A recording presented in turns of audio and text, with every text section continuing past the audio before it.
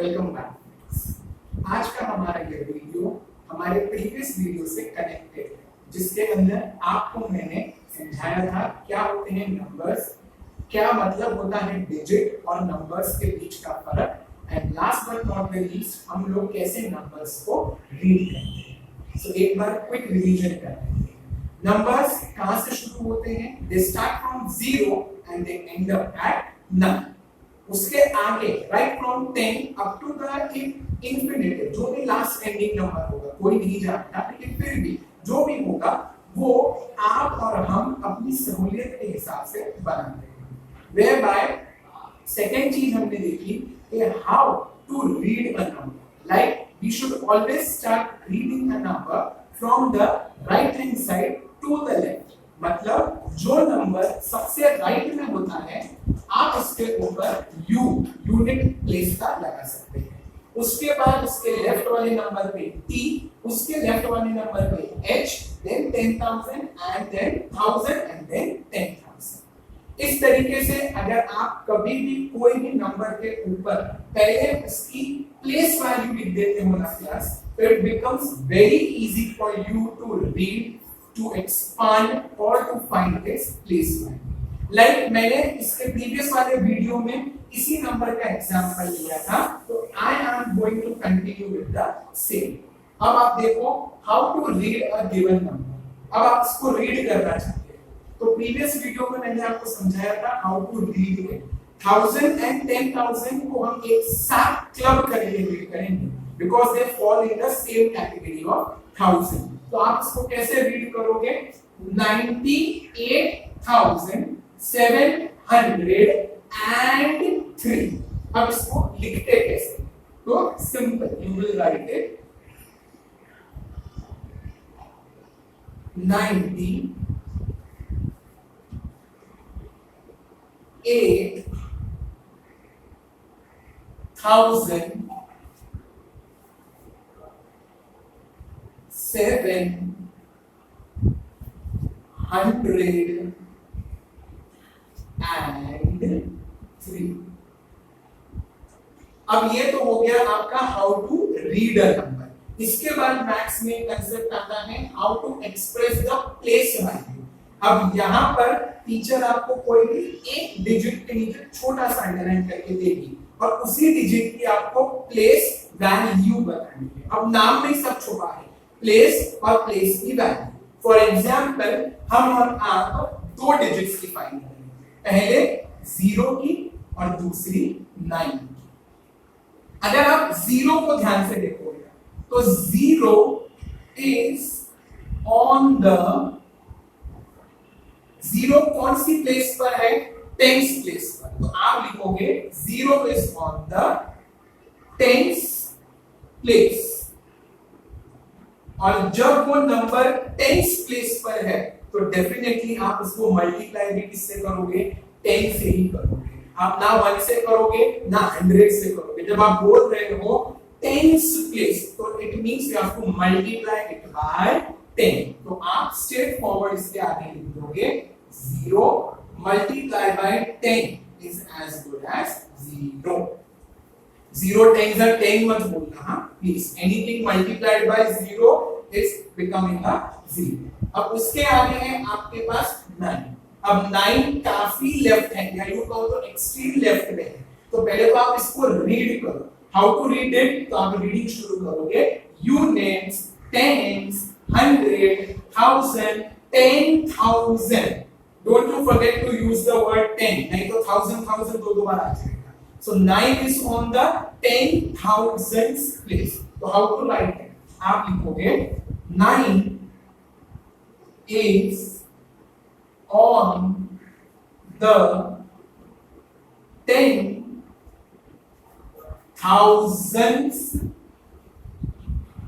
place। अब इसका सीधा सा मतलब क्या हुआ? आपको 9 को 10,000 के साथ मल्टीप्लाई करना। अब 10,000 में टोटल कितने डिजिट होते हैं बच्चों? 5। करेक्ट? 5। Pay attention. तो आप लिखोगे 9 मल्टीप्लाई, टोटल कितने डिजिट हैं? 5। 10 का स्टार्टिंग नंबर क्या होता है? 1, तो 1 गए। कितने डिजिट और बच गए?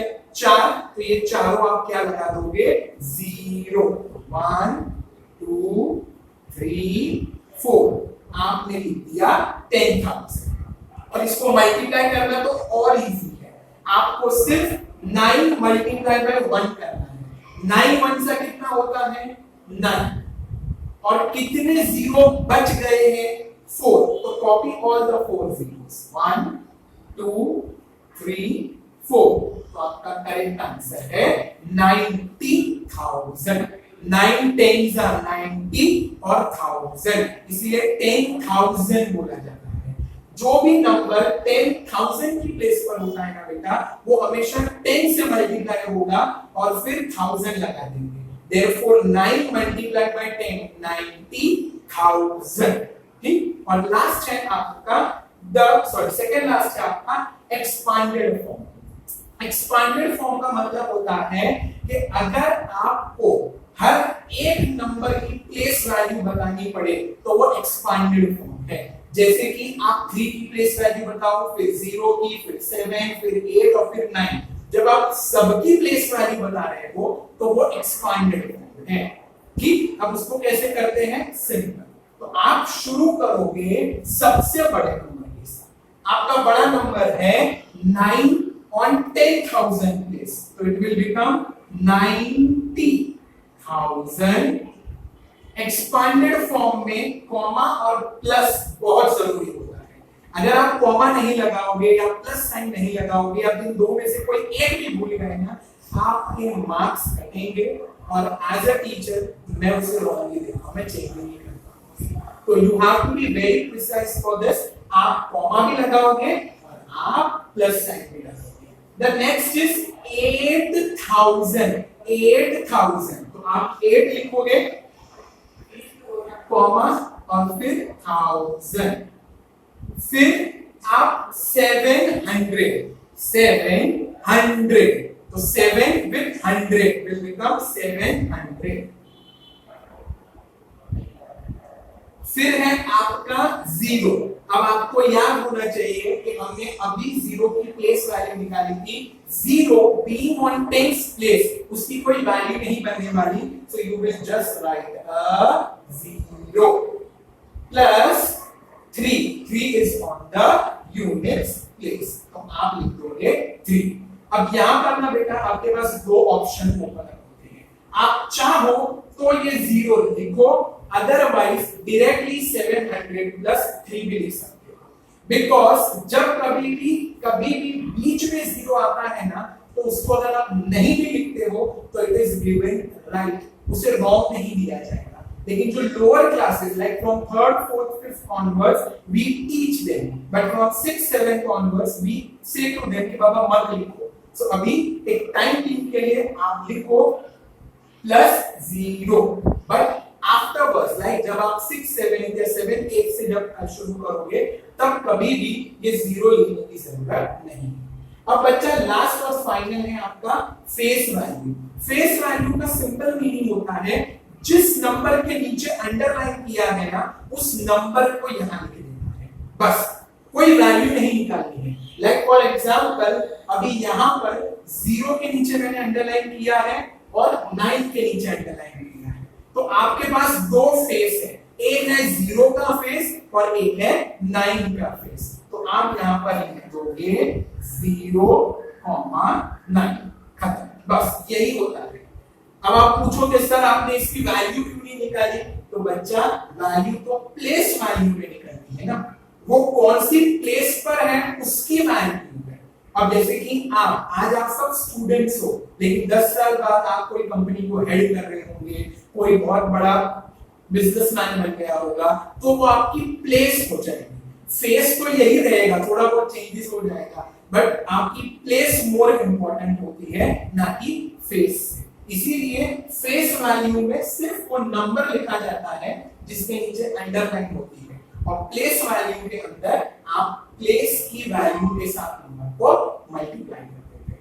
So this was a small video with respect to your how to read a number, how to express the place value of a number, followed by expanding form, and last the face पर।